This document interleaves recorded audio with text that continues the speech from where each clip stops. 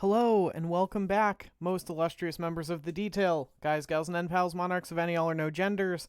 I'm your host, D, also known as MtF DOOM, and I am back from a 2-week hiatus. Thank you so much, everyone who wished me happy birthday. Thank you so much, everyone who sticks with me, even after these extended, unreleased periods. Today, Elsa Bloodstone has come out. We're going to brew with her. I hope that you enjoy.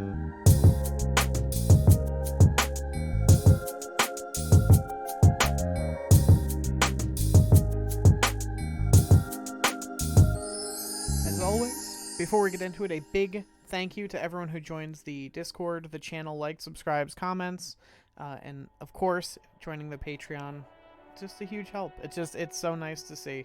I appreciate you so much. Help me get to 365 subscribers before the end of the year.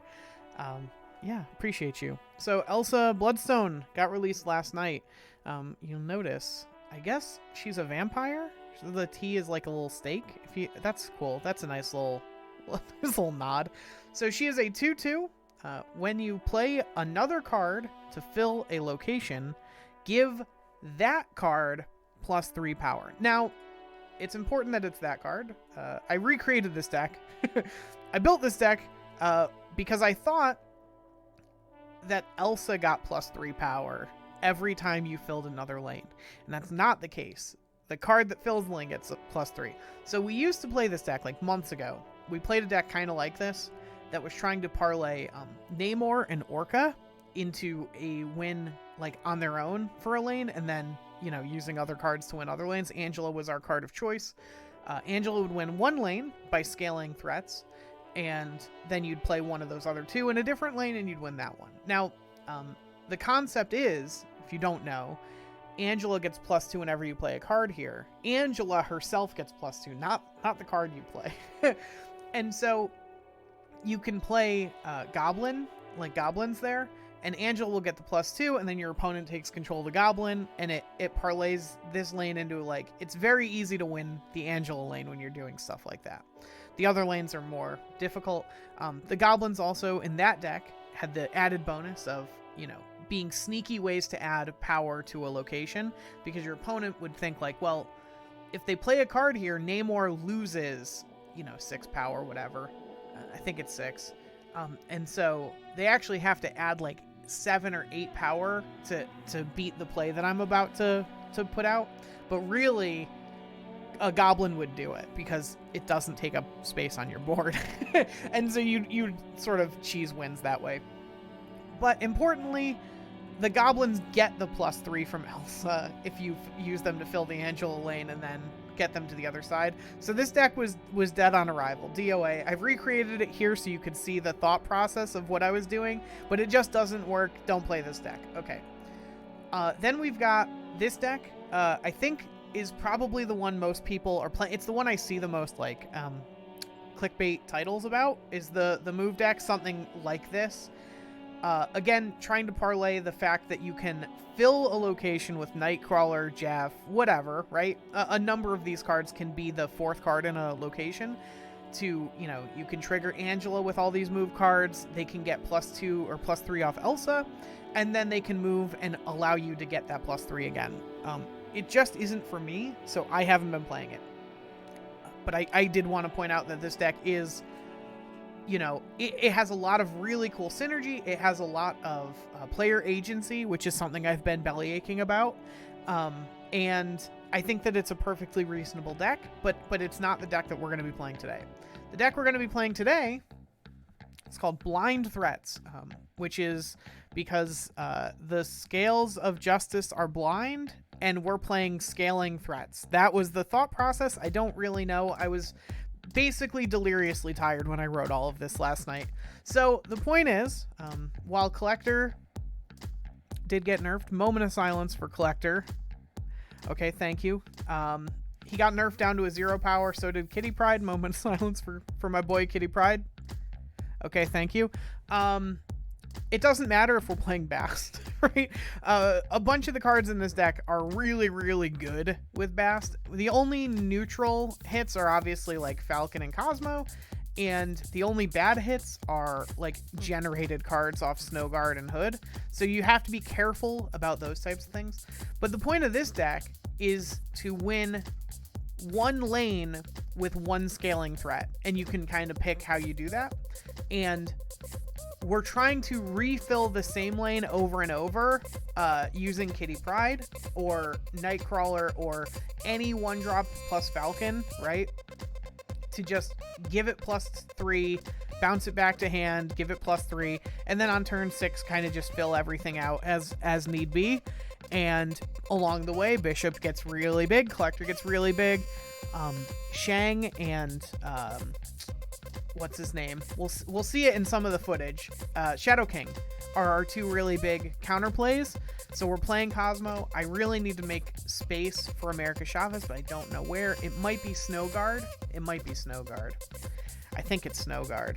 The thing we keep running into with this deck, and something you want to keep in mind, is that like hand size is a real fucking thing, and bouncing 2 or 3 cards that have some of them have even generated other cards. It can just be too much. You can have not enough room. You know what? I've talked myself into it. Snowguard is out. You're gonna see in the footage, Snowguard is there for part of it, and then part of it I'll record some more afterwards, so it'll have America Chavez. Just so you know, some of the footage you're gonna see will have Snowguard, and some of it I'll re-record and see what I get with America Chavez. But that's it. This deck is really good. If you don't know the other synergies, Mysterio counts 3 times for Bishop. Oh no. Oh no. I'm so bad at this.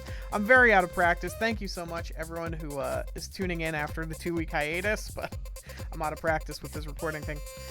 Bishop gets 1 every time you play a card, and Mysterio counts as 3 cards. It also counts itself or the clone will all give Angela +2. It doesn't matter which one you play into her lane.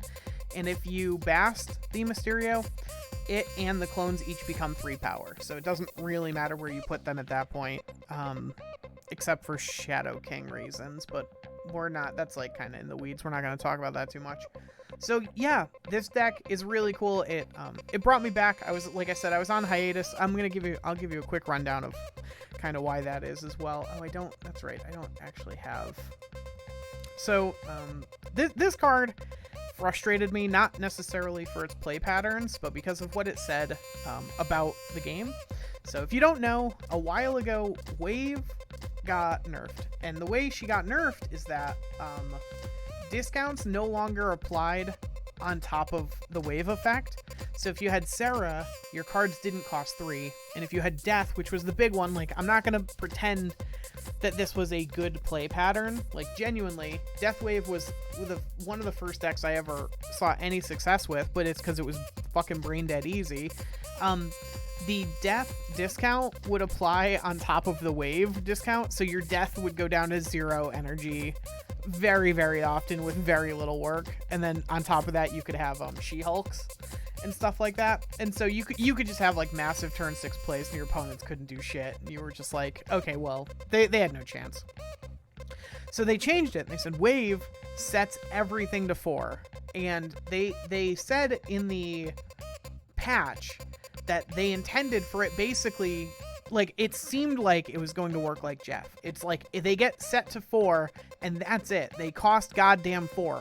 There's no, you don't get a say in it. They cost 4 and that's the end of it. But Mobius overwrites that, and your stuff can go down to 4. If you have 6 costs, they go down to 4, but your 2 costs don't go up to 4, and your opponents all go to 4, except for their 6s, which stay 6 because their cost can't be reduced. And that really rubbed me the wrong way, because to me it felt like Wave was supposed to be like the Jeff, the sort of like this effect trumps all other effects, the way that they had changed it. And now it became apparent that, like, oh no, the newest card is just the one that takes precedent over the older cards. And like, you know that that's the case, right? Like, you've played games long enough that are trying to make money that you understand implicitly as a player that that's going to happen. But it really sucks that it does. Like, it absolutely fucking sucks that Mobius overwrites Wave. It's a really poor decision on their part, I think. and it leads to really negative play patterns. I don't like it. I didn't like seeing it. It really frustrated me. And you know, it's just, it is what it is. Like, they gotta make their money.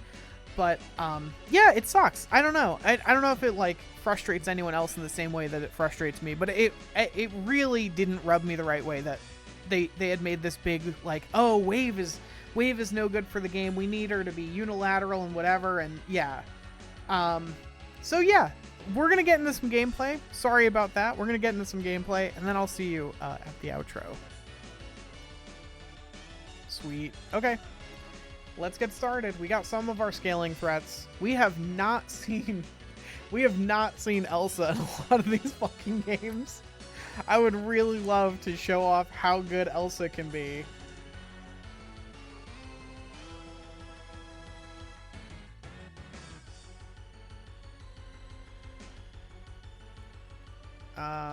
That's from their hand? Yeah, Hub gave us Deathstroke. Bugle gave us Storm. Okay. They hit Hood. That's fine.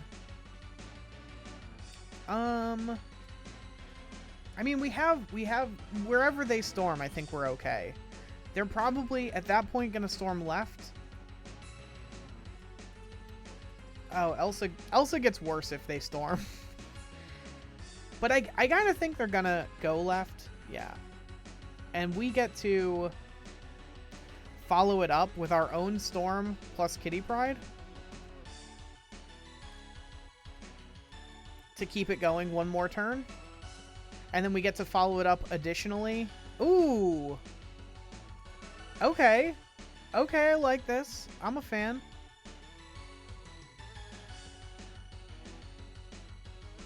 Now they're priced into playing for that again.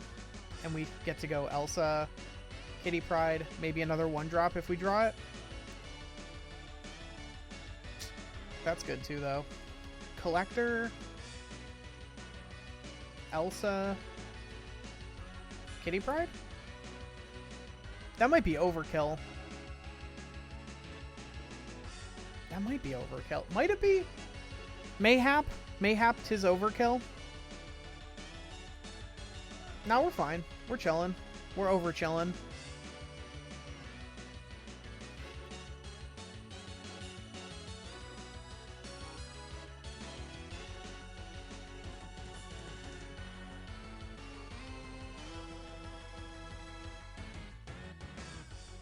What the fuck?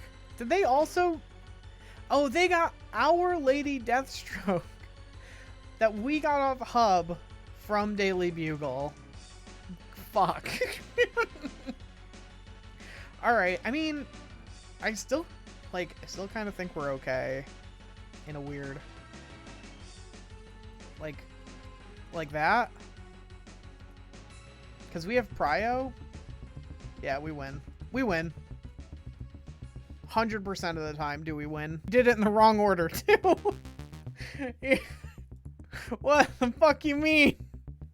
Opponent, you're... Alright, it wouldn't have mattered. But that was bizarre. Also, was that their hub card? It must have been. Okay.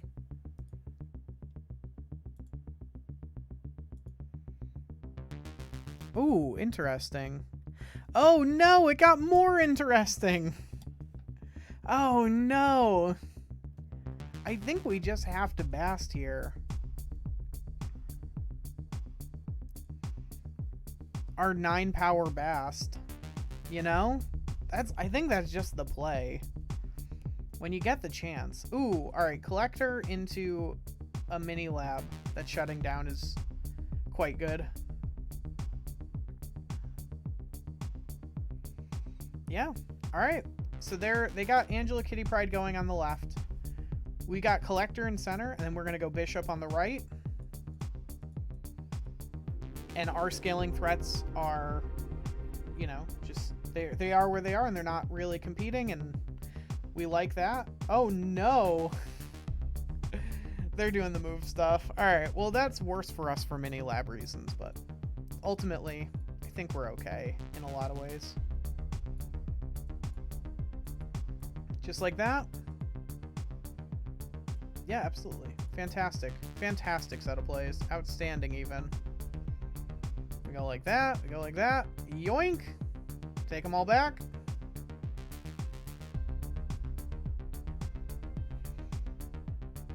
Really shows you the power of Bast, I feel like.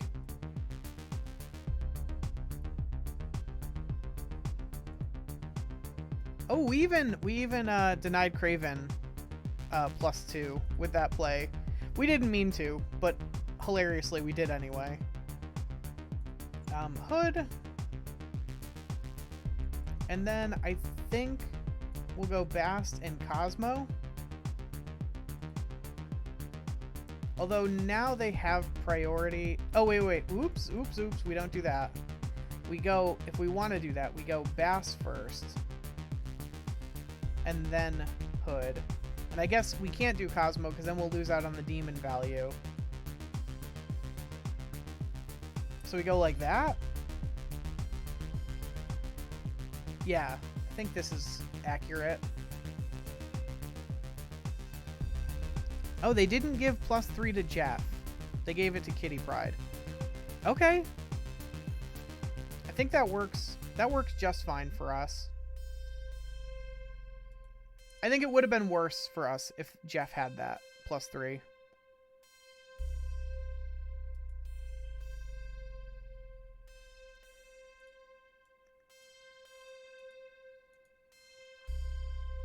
And then we just do that.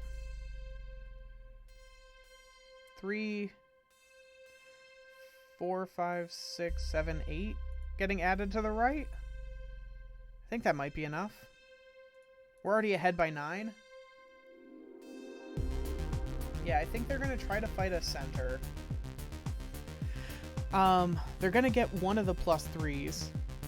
Is it like Shang, Kitty, and another 1-drop? That would probably do it. Mobius, Kitty,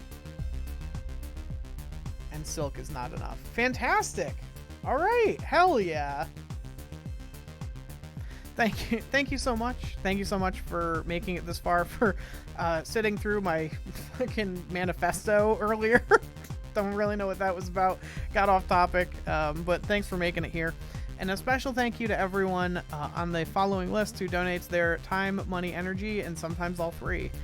They are as follows: The Tiny Ruby, A Frog in a Tent, Clips, Crayon Eater, Cole D, Polyhaze, Sartorius, Demisi, KD, Diston Nelson, Matt Backey, and not here, but someone I need to thank is Lazav Cypher. Lazav was kind enough to donate a webcam, and so while I didn't use it today because I don't really intend to necessarily use it for these videos, but for my more long form content that deals with other things that aren't Marvel Snap, I will be using a webcam and a sort of different setup. So look forward to that. Thank you so much, Lazav. Thank you everyone who made it this far. I hope that you have a great day, and I will see you all very soon.